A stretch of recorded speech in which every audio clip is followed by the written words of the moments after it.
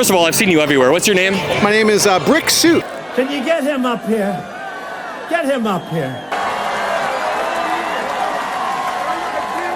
Now we know who he's voting for. How do you feel about the tariffs thus far? Fundamentally, what you look at is what is the purpose of the tariffs. The purpose of the tariffs isn't to raise prices. The purpose of the tariffs isn't to punish the people who are importing products in the United States.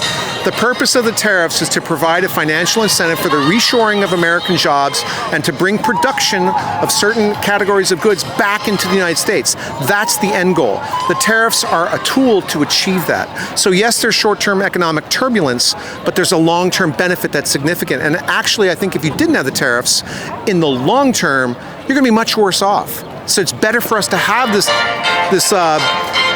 little bit of dislocation right now in pricing than where we would be 30 years from now if we didn't implement it. In order to reshore manufacturing, you need to leave a grace period for manufacturers to move here, to import supplies. Not only did Trump not leave a grace period, but he's created such an unpredictable economic environment in America where the capital investment needed for those plants just aren't there. Not every small business owner is going to have the ability to pop up a plant over the next 3 months. It'll take years, maybe a year with a lot of outside investment. I feel like right now people don't want to invest in such an unpredictable environment where one day you have 135% tariffs, the next day you might not have 135% tariffs. Can you see where I'm coming from there? Yeah, I can understand that. But I think that when the dust settles, we're going to have that incentive. And so, at the other end of the spectrum, though, you could say that unpredictability also prevents people from building a new factory in China.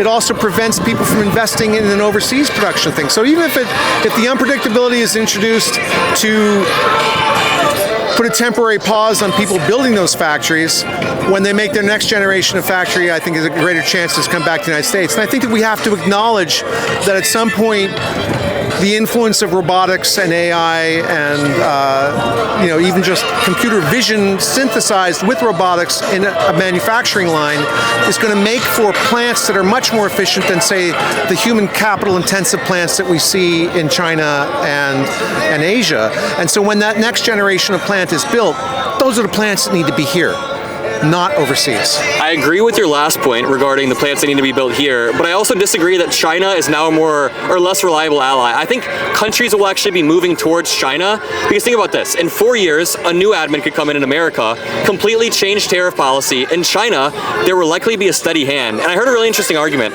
The average tariff before Trump came into office was 5% across the globe. Now America has a 10% blanket tariff. So if you're doing trade, you see two zones.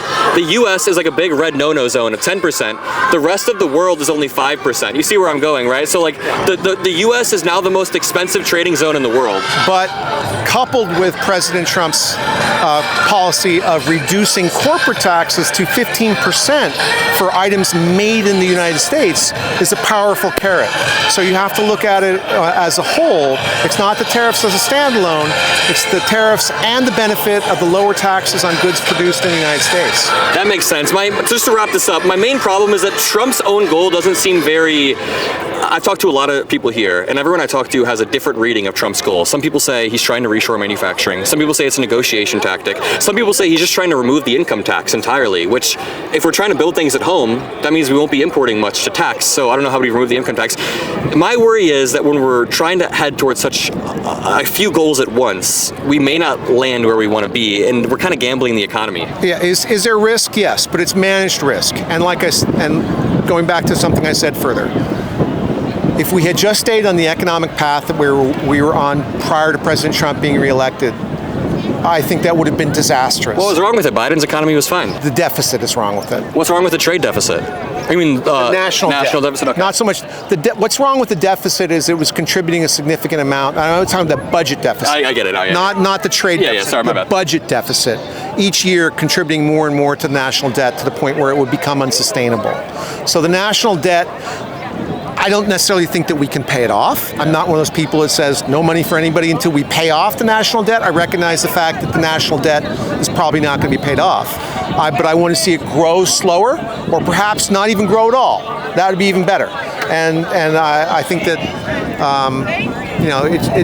the level of the national budget that is spent, the federal budget each year that's currently spent on supporting the interest on the national debt, is dangerously high and cannot increase for much longer before it becomes cripplingly high. We're in a window of time where we can still act on it, and I believe that this needs to be done. How would you rate the first 100 days of Trump's presidency? What's your grade so far?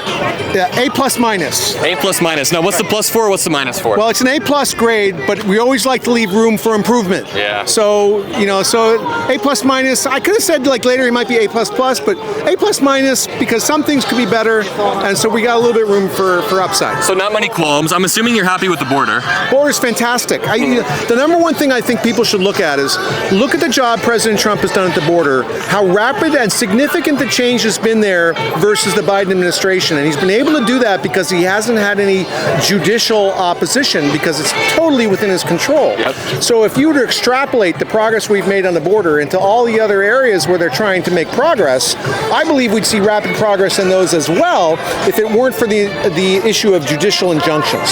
So you're asking for more executive power concentrated within the presidency? I don't think I'm asking for any more executive power. Just less judicial checks. So that gives them more power, though. The power's already there, and but the courts stop it.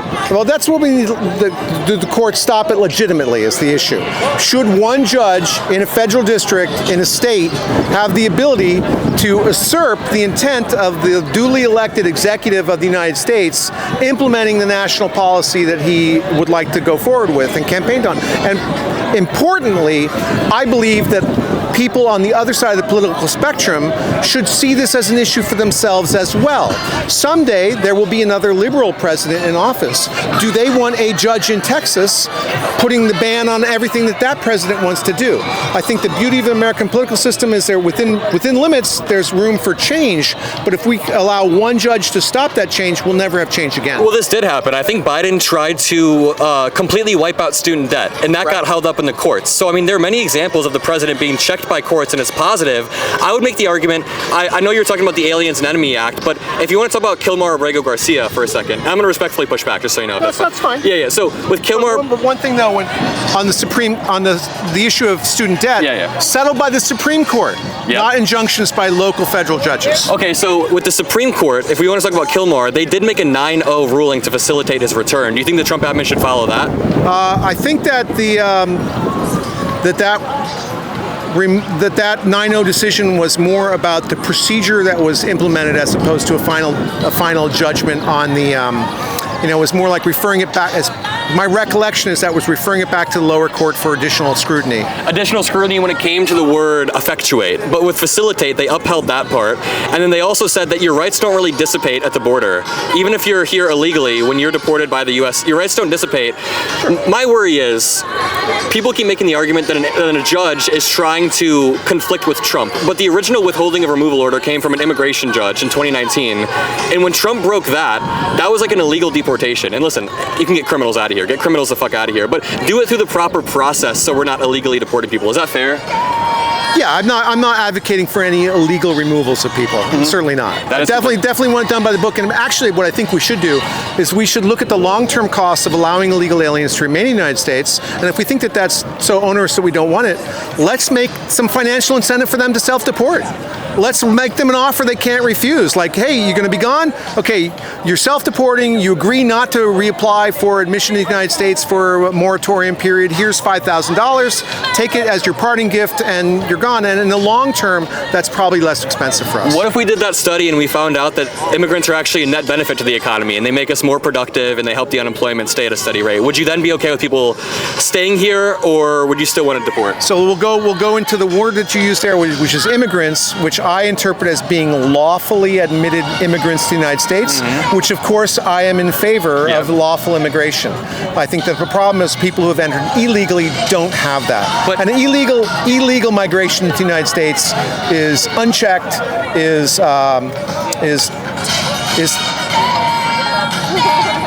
not a net positive. There will be people who are positive, yes, but I believe it is a net negative overall, strongly. So you were praising the Trump admin's handling of the border and of immigration, but if you want people to come over here legally, which I do as well, shouldn't you provide proper processes and funnels for people to do that? From my understanding, Trump has made it way harder to seek asylum in America. He's made it a lot harder to come through the legal channels. So could you say that maybe Trump should try to reform the border while he's doing his immigration plan? Is that fair? Yeah, I think that what's happened at the border is the stemming of illegal migrants crossing, okay? So in terms of the legal immigration pathways, a totally separate issue. But asylum is a legal way of coming here, and he's stymied asylum seekers a lot. But what he has changed is the ability of anybody to walk across the border, raise their arm and say, I am seeking asylum, and Joe Biden saying, check, you said the magic asylum word, here is your plane ticket, here's your bus ticket, here are your benefits, here's your free phone, welcome to America, here's a green card, you can now work, you are an asylee. Well, so what Biden did was take away any of the vetting for actual asylum seekers. So if you're going to say that President Trump made it harder, what he's probably done is just return it back to a much more accurate vetting process to see if somebody actually is a legitimate asylum seeker versus someone who was coached by a non-governmental organization to ask for asylum because that will let them enter the United States. And that is fair. The easiest concession to make ever, as someone who obviously, I'm more center, Biden was very weak on the border. I don't know what that dude was doing for the first few years. Thank you so much. That was a really solid conversation where we actually went into policy, no gotchas, nothing like that. I really enjoyed that, sir.